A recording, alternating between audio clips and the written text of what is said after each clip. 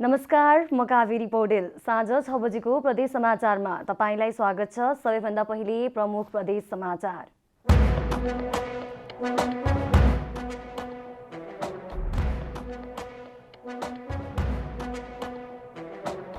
कैलालीको धनगढीमा उद्घाटनको तयारीमा रहेको फर्निचर उद्योगमा आगलागी, करिब 3 करोडको क्षति भएको अनुमान।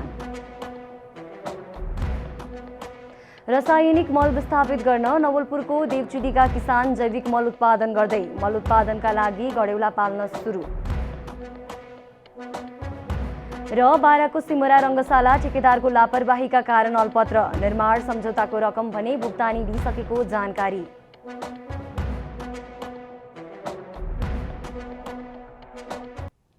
अब पुरा समाचार।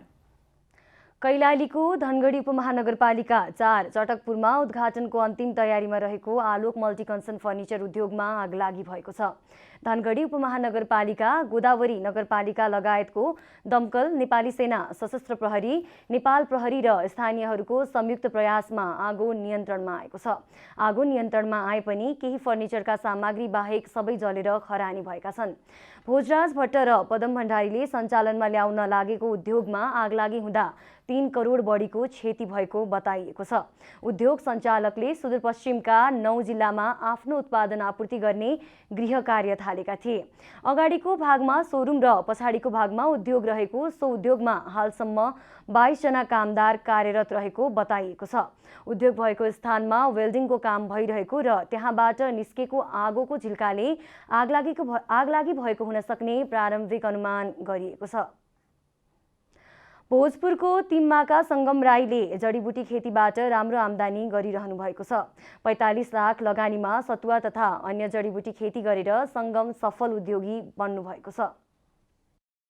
भोजपुरको टेम्केमयुङ गाउँपालिका वडा नम्बर 1 तिम्माका कृषक सङ्गम राईले विगत 10 वर्षदेखि जडीबुटी खेती गरिरहनु भएको छ। उहाँले यो व्यवसायबाट राम्रो आम्दानी गरिरहनु भएको छ भने अन्य कृषकका लागि पनि सहयोगका पात्रको रूपमा स्थापित हुनुहुन्छ।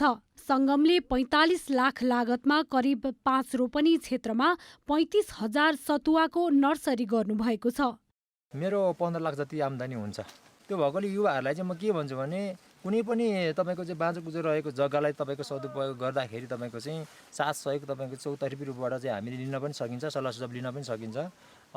र युवाहरूलाई यसरी जुटेर तपाईँको चाहिँ काम गर्नुपर्छ भन्ने नै मेरो कुरा हो। र विदेश जानु हुँदैन, यसरी नै तपाईँको खेतीमा चाहिँ आबद्ध हुनुपर्छ भन्ने मेरो सल्लाह सुझाव छ उहाँहरूलाई। कृषक राईले आफ्ना क्षेत्रका स्थानीयलाई पनि जडीबुटी खेतीमा लाग्न प्रोत्साहन समेत गर्दै आउनु भएको छ। सतुवा बहुउपयोगी जडीबुटी रहेकोले बजारमा माग पनि बढिरहेको राईको भनाइ छ। मेरो मात्रै फर्मले नभएर अन्य फर्महरूबाट पनि तपाईँको चाहिँ मैले कलेक्सन गरेर बाहिर पठाउने काम गरिरहेको छ। यसको बढी नै बजारको माग छ। र यो जडीबुटी सतुवा भन्ने चिज चाहिँ तपाईँको यति राम्रो चिज हो, हेर्दै पनि आकर्षक हुन्छ होइन।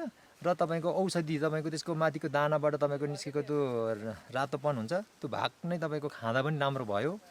उत्पादित जडीबुटी आफ्नै घरबाट बिक्री गर्न पाउँदा स्थानीय पनि खुसी छन्। व्यापार व्यवसायमा प्रतिस्पर्धा हुँदा एकले अर्कालाई असहयोग गरेका धेरै उदाहरण भेटिन्छन्। तर सम्पूर्ण स्थानीयलाई साथ सहयोग गर्दै व्यवसाय गरिरहेका राई समाजमा उदाहरणीय पात्र बन्नु भएको छ। भोजपुरबाट कविता खड्काको रिपोर्ट। प्रदेश समाचारमा अब छोटो विश्राम।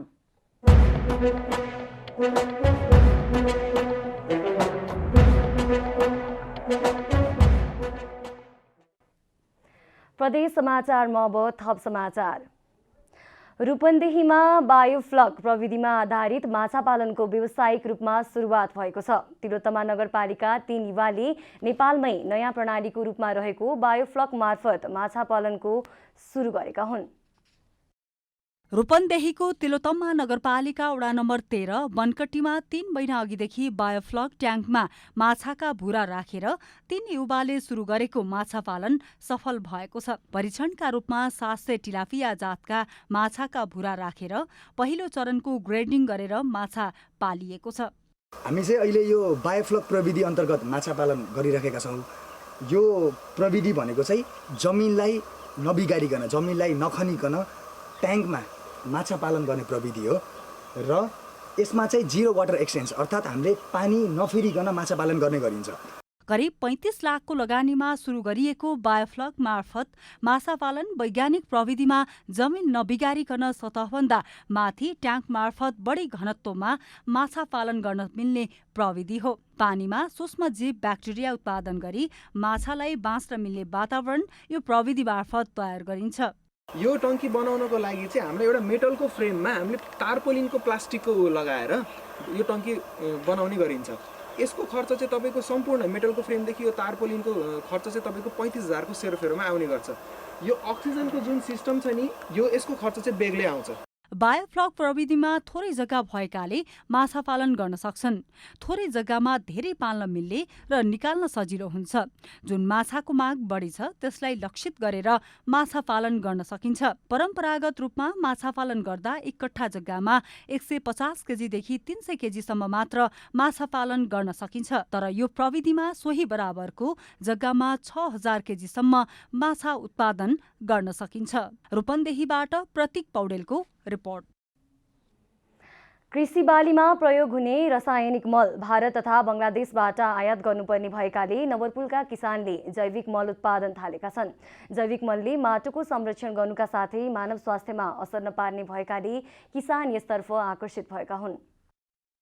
नवलपुरको देवचुलीका किसानले रासायनिक मलको विकल्पमा गणेउला पालेर जैविक मल उत्पादन गर्न थालेका छन्।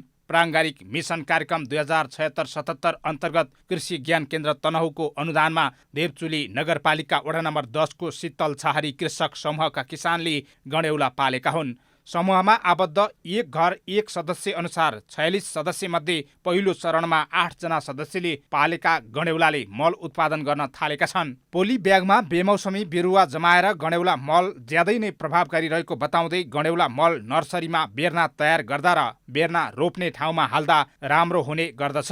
विषादी मुक्त क्षेत्र बनाउने लक्ष्यका साथ किसान जैविक मल उत्पादनमा जुटेका हुन्।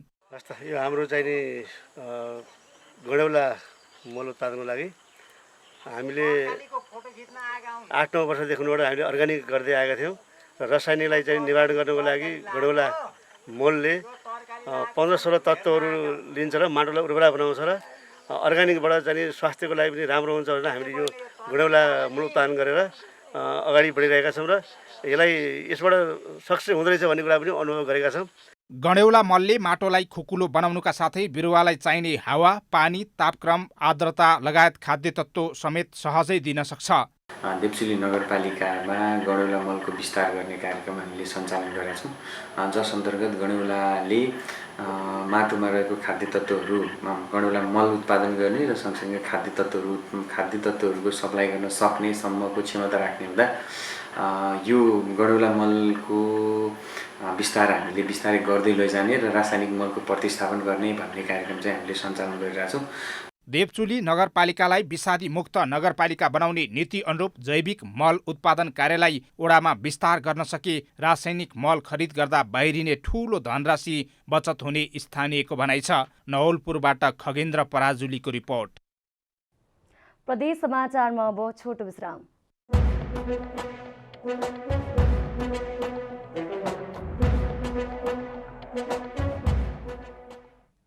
प्रदेश समाचारमा अब थप समाचार।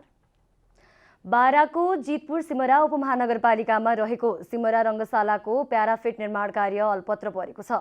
राष्ट्रिय स्तरका खेलकुद प्रतियोगिता आयोजना गर्ने गरिएको सिमरा रङ्गशालाको प्याराफिट निर्माण कार्य अल्पत्र छोड्ने ठेकेदारले भने सम्पूर्ण भुक्तानी बापतको रकम लिइसकेको पाइएको छ। बाराको सिमरा स्थित रङ्गशालामा प्याराफिट निर्माणका लागि 2072 सालमा 82 लाख रुपियाँमा रिजन निर्माण सेवाले ठेक्का सम्झौता गरेको थियो। यस कम्पनीले 1 वर्षभित्र निर्माण कार्य सम्पन्न गर्ने गरी सम्झौता गरे पनि अहिले रङ्गशालाको काम अलपत्र छ। ठेक्काको कबोल बमोजिमको सबै रकम कम्पनीले भुक्तानी पाइसकेको जिल्ला फुटबल सङ्घले जनाएको छ।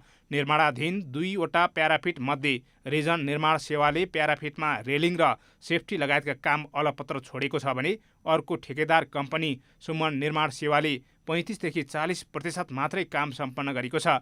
स्थानीय नव जनजागृति युवा क्लबले 2066 सालदेखि सुरु गरेको मोफसलकै सर्वाधिक लोकप्रिय राष्ट्रिय स्तरको फुटबल प्रतियोगिता सिमरा गोल्ड कप गत वर्ष कोभिडका कारण हुन सकेको थिएन। तर यस वर्ष आयोजना गर्ने तयारी भइरहेको भए पनि रङ्गशालाको निर्माण कार्य अलपत्र छ। फिल्ड सार्नु पर्ने स्थिति छ। फिल्ड सार्नेको क्रममा तल्लोपट्टि साइडमा हाम्रो प्याराफिट नबनिदिने कारणले हामीले सार्न पाइरहेको छैनौँ। त्यहाँ सेफ्टी ओहरू छैन। अब त्यो पहिलो ठेकेदारले गरेको काम पूर्णतया त्यो सेफ्टी पाराले घेराबन्दी हुन सकेको छैन। रङ्गशालाको प्याराफिट निर्माणको काम अधुरै रहेको तथा सहमति अनुसार काम नभएको पाइएको छ।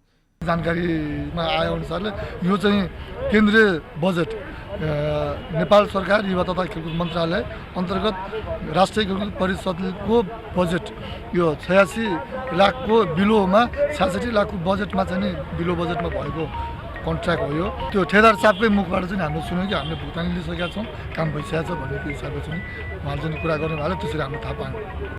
14 बिघा क्षेत्रफलमा फैलिएको यो खेलकुद मैदान 12 जिल्लाको सबैभन्दा ठुलो खेल मैदान हो। सिमरा रङ्गशालामा पार्किङ, डिप बोरिङ, सभा हल, ट्रेनिङ हल निर्माणका निम्ति राष्ट्रिय खेलकुद परिषदले आश्वासन दिए पनि कुनै काम हुन सकेको छैन। बाराबाट अनिल तिवारीको रिपोर्ट।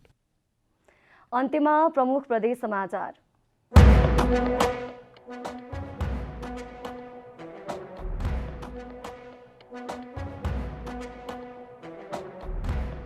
कैलालीको धनगढीमा उद्घाटनको तयारीमा रहेको फर्निचर उद्योगमा आगलागी, करिब 3 करोडको क्षति भएको अनुमान। रासायनिक मल विस्थापित गर्न नवलपुरको देवचुलीका किसान जैविक मल उत्पादन गर्दै मल उत्पादनका लागि गडेउला पालन सुरु। र बाराको सिमरा रङ्गशाला ठेकेदारको लापरवाहीका कारण अल्पत्र निर्माण सम्झौताको रकम भने भुक्तानी दिइसकेको जानकारी।